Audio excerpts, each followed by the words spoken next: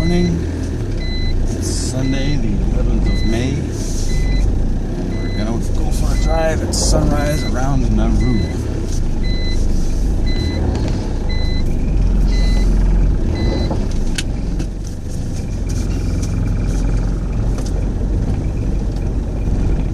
Worldwide trip to the ends of the earth and back.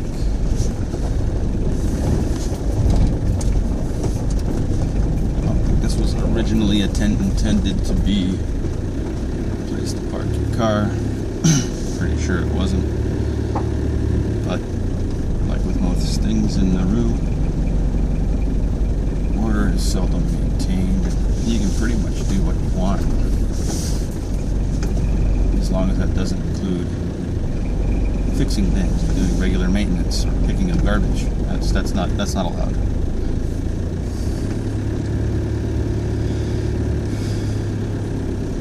I tried to have a meal last night in the hotel restaurant because I didn't really want to go out. But the restaurant was closed for a private event, so I have no idea what the hotel management thought their guests would do for dinner if they weren't fortunate enough to have a vehicle. Drive through the Manan Hotel entrance, and you see all these temporary containers.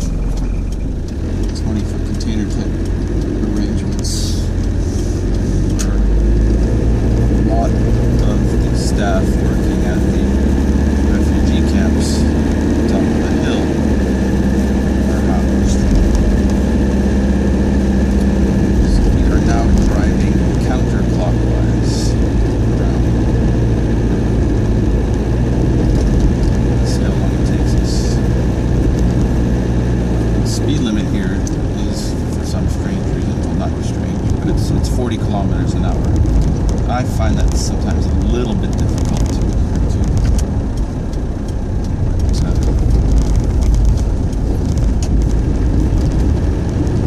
kind of want to keep it sane. Any bit above 60. This up on the right is the country's only recreational marina.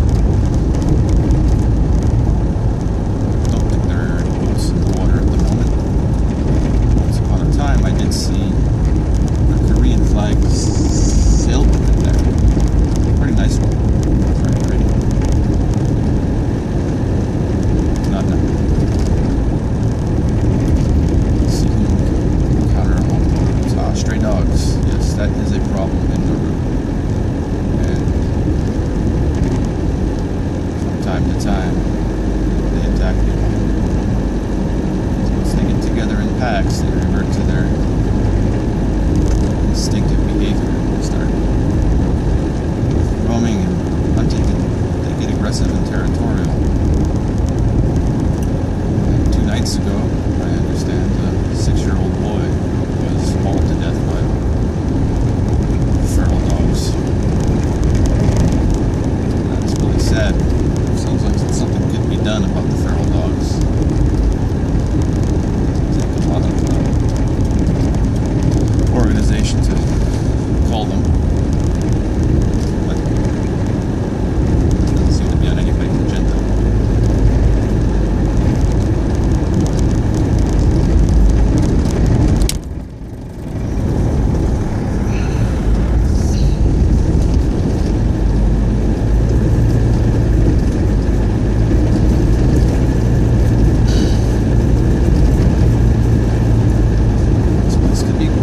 Nice. It's nice if you're driving counterclockwise and keep looking right. It's really not that bad. Some places are nice. It's like in much of the Pacific, the exceptions, as far as I've found, of Cook Islands, Fiji perhaps, there doesn't seem to be a lot of investment or interest in maintaining things or improving things, or very little. And I don't know to what that can be attributed, if there's any one factor.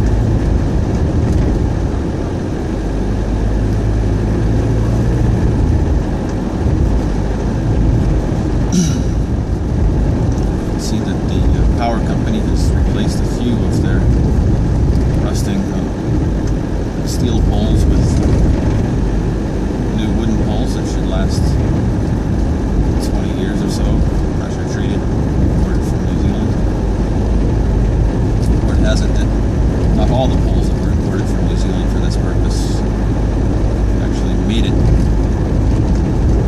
to the power plant. Maybe they did make it to the power plant, but they let out the back door for the purposes of building the deck at one of Nauru's only 2 night spots, as far as I'm aware. That being Jules by the Bay. The other night spot, another night spot being the Minute Hotel, where occasionally, as we know, the restaurant is closed for private events, leaving the hotel guests wondering where they might get their evening meal. Not to worry, I can survive seeing dinner, which I didn't in any case. I went to what's reputed to be the best restaurant in town. In fact, that's where I ate every single night this week, not on purpose. It was not my intention. But that's where people tend to want to go. That restaurant is called The Bay. But past that, at about minute 2 of this video on the left-hand side. See, this person observes the speed limit, although it's not posted anywhere. Just word of mouth. The speed limit is 40 kilometers an hour, so there we go. Can't do it. 60 I can do. Crab on the road trying to get across. Lots of crabs. I don't see them on the menu in any restaurant. They do have lots of crabs here.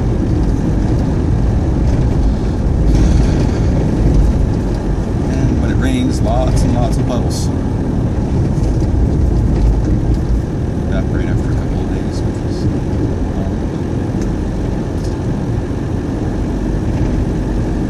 they don't seem to drain away. Just accumulating these big puddles, which slows things down a bit. Cause them traffic jams. Because people don't want to be racing through the puddles. Try to avoid them. So,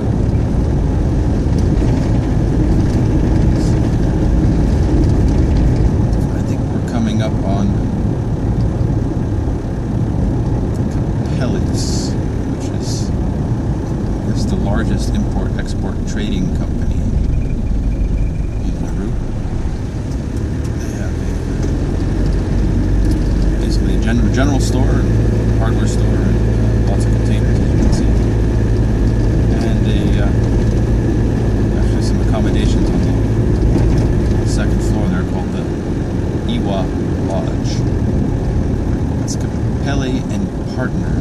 Not partners, just one partner. He's a silent partner. So we don't know who he is. It's just a partner.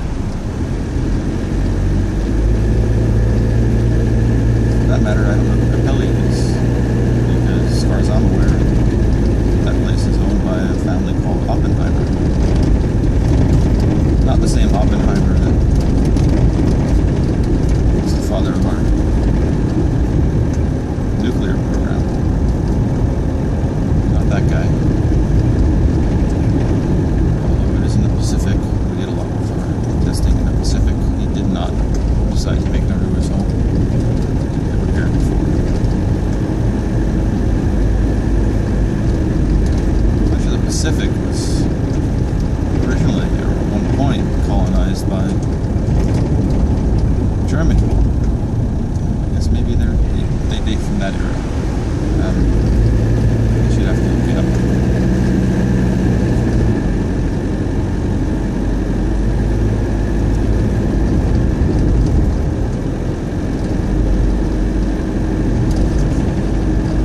Maybe I should have cleaned the windshield before I started out on this to give me a better view. So, there you go. At least that works.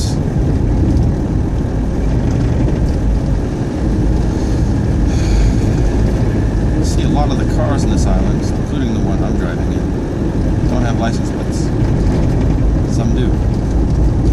do, that's completely voluntary and arbitrary. People just create their own vanity plates and put them on their cars. So what that tells us is that there really is no vehicle registration in Nauru. Although I'm coming away from Nauru with an interesting souvenir, which is a Nauru driving license. Not a lot of people have those, I'm sure. In fact, the last time I was here is when I paid my fee to get a new Nauru driving license. But the machine that prints the driving licenses wasn't working at the time. So I was issued a piece of paper that said I paid the fee. And I was considered a licensed driver. I didn't have to take a test, didn't have to do anything. I just had to pay 15 Australian dollars.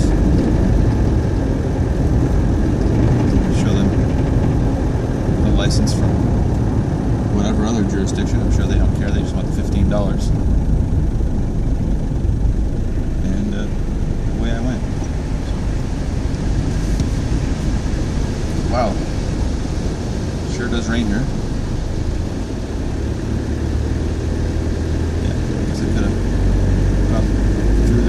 Speed and got a car wash. I'm kind of worried about the car stalling out. I don't want that to happen.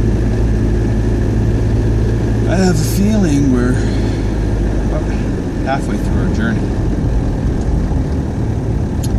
Let's see.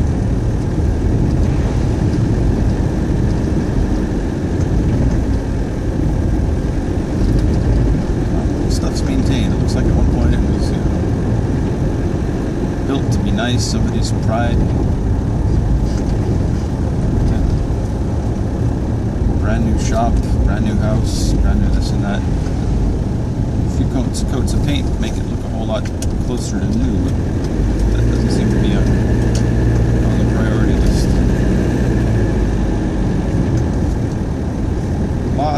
Lots of gas stations. A lot of them are no longer functioning.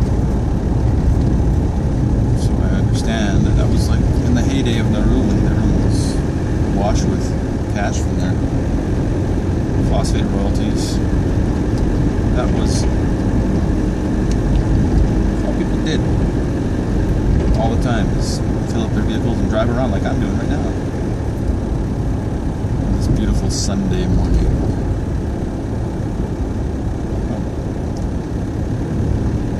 Just in case you're wondering, it's just after 7 o'clock in the morning. The sun just rose over the sea, which is, I guess, like anywhere, unremarkable but pretty. Coming up onto the Nauru hospital here in a minute on the left side, which a few months ago had a big fire that lost all of the health records. Population. That's tough. And those make birth certificates as well.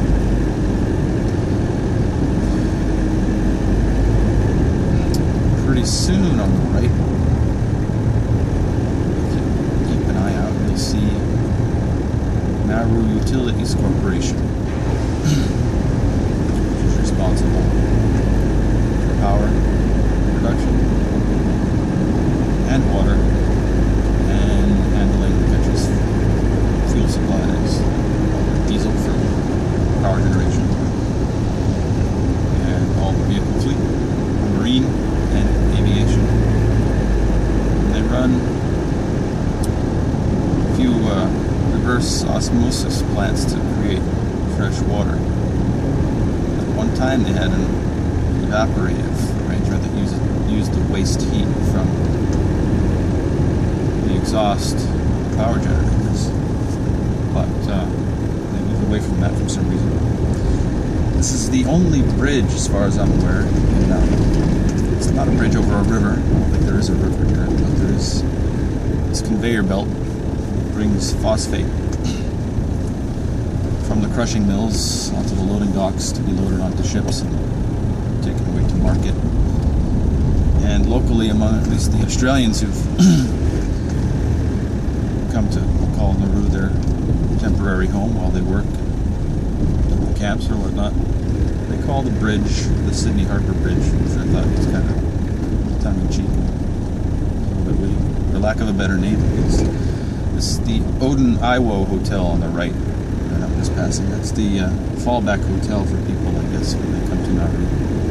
Somehow they have more vacancy than the Menin Hotel, which is where I'm staying, which, believe me, is far from a lap of luxury. On the left is the Civic Center. There's a couple of shops, this and that, and I guess something to do with government. And we're pulling up onto the airport now. I'll go ahead and turn left here. You can also turn right around the runway, but I'll take the shortcut. Drive right past the terminal. You should see in about 30 seconds. The runway is, as far as I can tell, exactly 2,000 meters long. I guess allows you to get pretty decent sized planes in and out of here. I saw a large plane take off the other day. Quite sure what kind of plane it was. It was a large 4-engine wide-body plane that converted for cargo use. And it made it. Here on the left is the airport, basically. There's the terminal. Not a lot to it, but yeah. Planes come in here seldom enough that they let people go out and play soccer and whatnot on the football field, on the runway. A lot of people actually go out there for their evening walks, precisely because of the stray dog problem. So I'm told.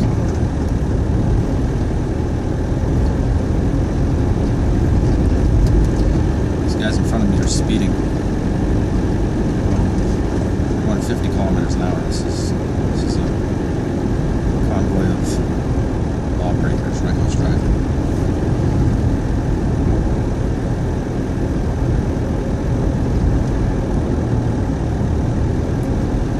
Believe me, folks, we are almost back at the minute we started. Doesn't take long.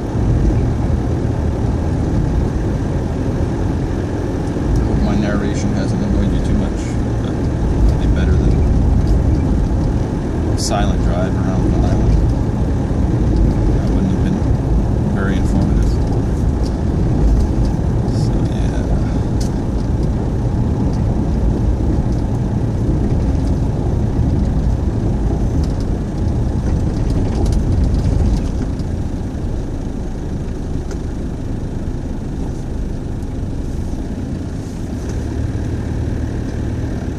Slow again. There we go.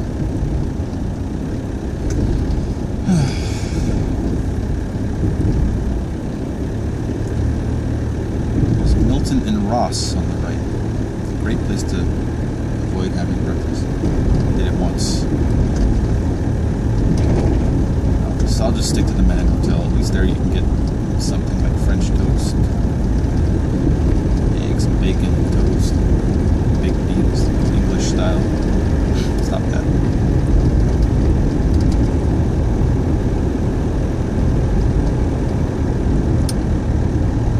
A lot of scrap metal on this island. If I took you up in the interior, you'd be amazed. There's a gold mine in scrap metal. Somebody could just organize a collection, ship it away.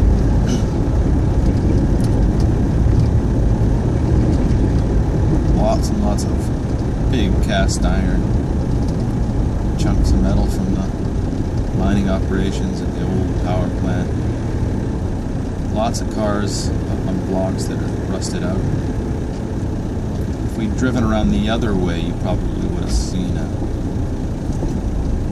circa 1975 Lincoln Continental sitting in somebody's front yard just rusting away.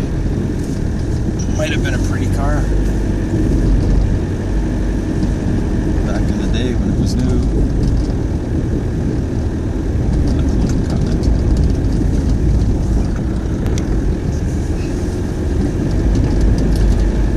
But we didn't see it. It was kind of hidden. We passed it, we wouldn't have seen it. Doesn't matter. Let's see what else. Not a lot more I can tell you. I guess if you wade out into the sea from here, you'll find that the floor is goes out about maybe 100 meters, and then there's the reef that encircles the island. And beyond that, the sea drops pretty quickly to some pretty deep bottom. You know, not too far out there, you're at a kilometer or more deep. And you walk out there barefoot, which I did once, you'll find the sand is really silty, really silty. And that may be because of all the dust that was created from the mining operations. It's just my guess. Kind of blows around the island, everything gets kind of steep from time to time. They may have washed off also into the sea somehow, or just accumulated. But on a positive note, there's plenty of fish around. It's not a given that the restaurant will actually worry about its supply chain and make sure it has good fish on the menu. That's certainly not the case. But when you get it, the sashimi is really nice. It's different sorts of tuna around it. So back by the airport, there's a place. It must be a mom and pop fish shop that has a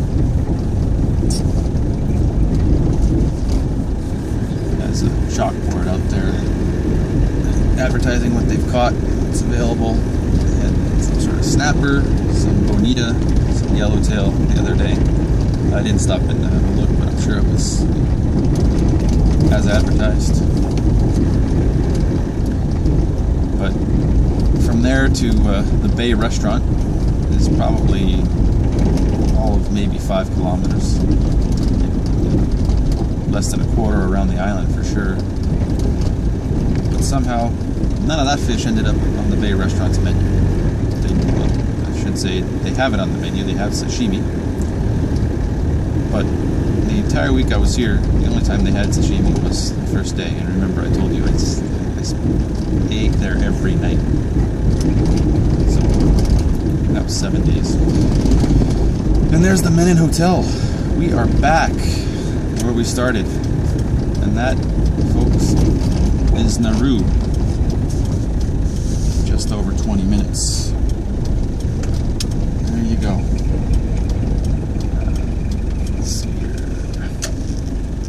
I get back to my room. Let's see this.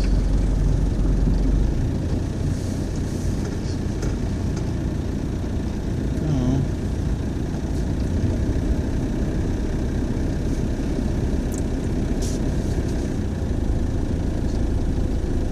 That on the right here is a pinnacle, limestone pinnacle. Nauru has a mining economy that is focused on the phosphate, and when you mine out the phosphate, what's left between the phosphate deposits are these limestone pinnacles, and that's what those are.